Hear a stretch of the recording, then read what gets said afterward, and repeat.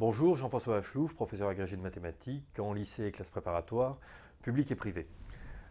Vous venez d'entrer en terminale S et naturellement, on commence à vous parler d'orientation et vous commencez à réfléchir donc à l'orientation post-bac.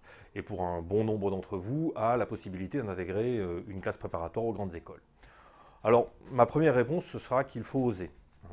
L'image que vous avez des classes préparatoires, bien souvent, ne correspond plus du tout à la réalité. Les classes prépa ont beaucoup évolué depuis 30 ans.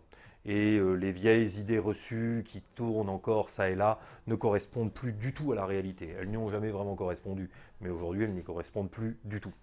Si vous voulez, la structure même des classes préparatoires va vous aider à mieux assimiler votre cours, à progresser davantage.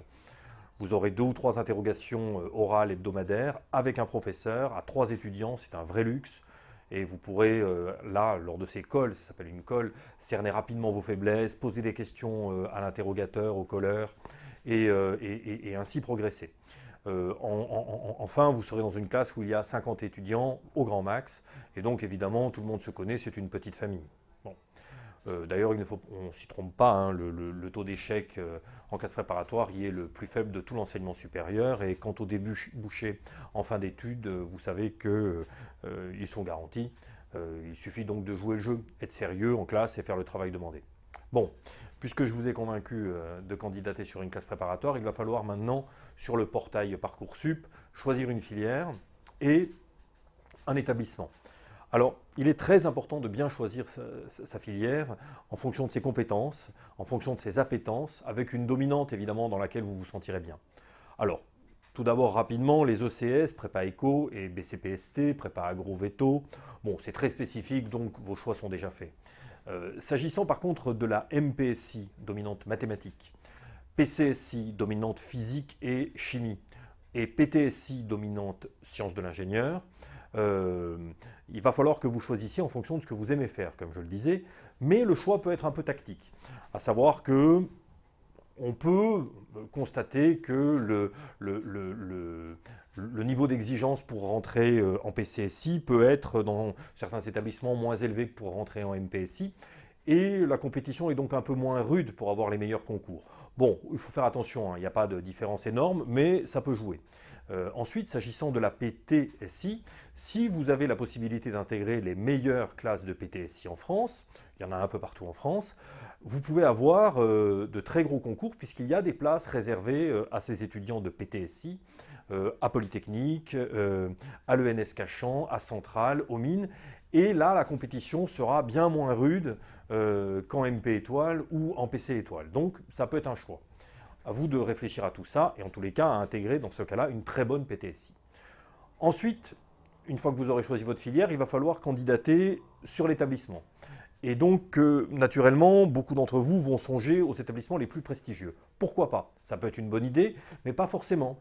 Hein, il faut essayer de voir objectivement quel est votre niveau. Si vous vous retrouvez dans une classe où les étudiants vous semblent tous brillantissimes, ça peut être un peu compliqué à vivre. Et puis le prof peut aller très très vite puisqu'il s'adapte à ses élèves. Donc, en 2 mots, il ne faut pas trop se censurer, mais il faut rester raisonnable. Hein. Et moi, pour résumer ça encore plus simplement, il ne faut pas être le dernier de sa classe, mais il ne faut pas non plus être le premier. Voilà.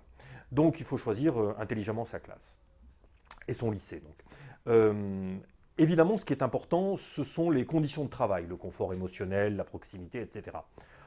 Moi, je pense que je vous conseille de privilégier les conditions de travail personnelles. La meilleure prépa pour vous est celle dans laquelle vous pourrez travailler le plus efficacement possible, en fait. Hein. Donc il ne faut pas hésiter, par exemple, à postuler à une classe préparatoire proche de chez vous, si ses résultats au concours sont proches de ceux de la prépa rêvée. Hein. Quelques places au classement, ça ne jouera pas. Il vaut mieux économiser le temps de transport, votre quantité de travail ne sera que plus importante. Et puis, plutôt que de passer des heures dans les transports, ou de galérer à trouver un logement, ou d'être mal logé, bon, ça peut être très bien d'être chez ses parents. Il peut y avoir des moments un petit peu difficiles quand on est en classe préparatoire, et avoir le soutien de ses proches, c'est toujours mieux. Voilà. Donc, si vous voulez, cet aspect psychologique n'est évidemment pas à négliger. Hein. Il faut que vous vous posiez la question de savoir dans quel contexte vous réussirez le mieux. Certains élèves ont envie d'être en tête de classe, moteur, et donc attention à ne pas viser une classe préparatoire trop haute. Et au contraire, d'autres élèves ont besoin d'avoir devant eux des lièvres.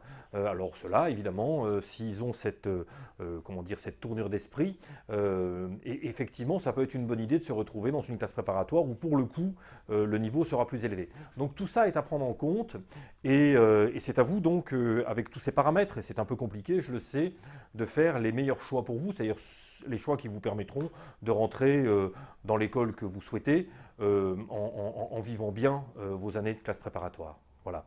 Vous pouvez nous suivre en cliquant ici. Bonne journée.